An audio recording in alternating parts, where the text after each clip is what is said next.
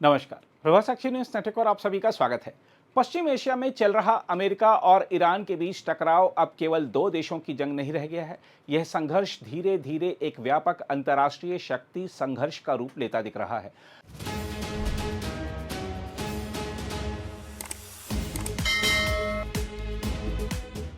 हाल में सामने आई खुफिया जानकारी ने संकेत दिया है कि कई बड़े देश प्रत्यक्ष या अप्रत्यक्ष रूप से ईरान के साथ खड़े दिखाई दे रहे हैं।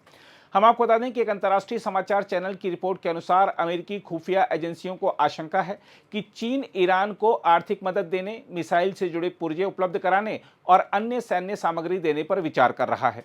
बताया जा रहा है कि यह जानकारी 3 ऐसे सूत्रों के हवाले से सामने आई है जो इस मामले से परिचित बताए जा रहे हैं।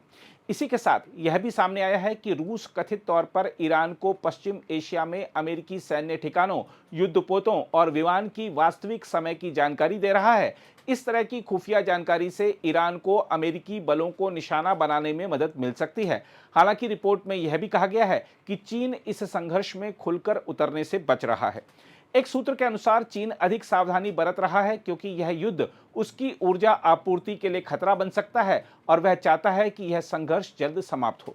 हालांकि दिलचस्प बात यह है कि अमेरिकी रक्षा मंत्री पीट हेग्सेथ ने सार्वजनिक रूप से कहा है कि ईरान के साथ चल रहे युद्ध में रूस और चीन वास्तव में कोई बड़ा कारक नहीं है। इसके बावजूद खुफिया रिपोर्टों ने वाशिंगटन में चिंता जरूर बढ़ा दी है।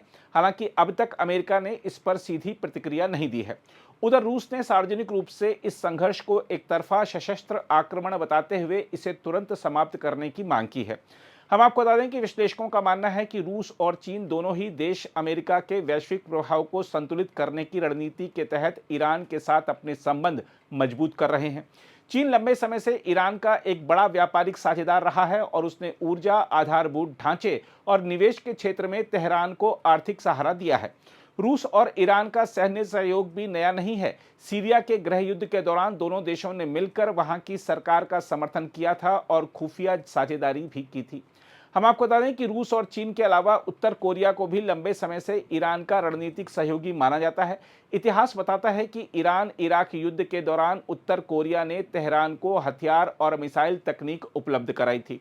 कई विश्लेषकों के अनुसार उत्तर कोरिया, वेनेजुएला और कुछ अन्य देश भी राजनीतिक स्तर पर ईरान के साथ खड़े माने जाते हैं। इन्हें अक्सर उस ढीले ढाले समूह का हिस्सा बताया जाता है जिसे अमेरिकी प्रभाव के विरोध में खड़ी धुरी के रूप में देखा जाता है।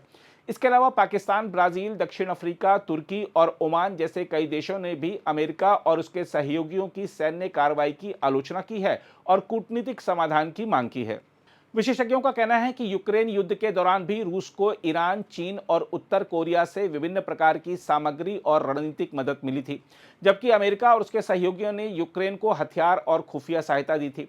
इस वजह से दुनिया में दो अलग अलग शक्ति समूह उभरते दिखाई दे रहे हैं।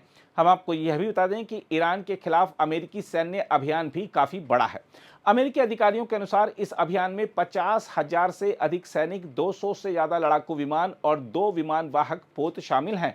फिलहाल यह स्पष्ट नहीं है कि यह युद्ध कितने समय तक चलेगा। अमेरिकी अधिकारियों ने इसकी समय सीमा के बारे में कोई स्पष्ट संकेत नहीं दिया है। हम आपको बता दें कि विश्लेषकों का मानना है कि अगर रूस, चीन या उत्तर कोरिया जैसे देश किसी भी रूप में खुलकर ईरान के साथ खड़े हो जाते हैं तो यह संघर्ष और व्यापक हो सकता है। इससे न केवल पश्चिम एशिया बल्कि पूरी दुनिया की सुरक्षा और ऊर्जा व्यवस्था पर गहरा असर पड़ सकता है। इस तरह ईरान के साथ खड़े देशों की संभावित भूमिका ने इस युद्ध को एक साधारण क्षेत्रीय संघर्ष से उठाकर वैश्विक शक्ति संतुलन की परीक्षा बना दिया है। आने वाले दिनों में यह देखना बेहद महत्वपूर्ण होगा कि यह टकराव कूटनीति से सुलझता है या दुनिया को एक और लंबे भू राजनीतिक संघर्ष की ओर धकेल देता है। अगर आप भी लेना चाहते हैं देश दुनिया की तमाम जानकारी तो आज ही सब्सक्राइब करें हमारे चैनल को।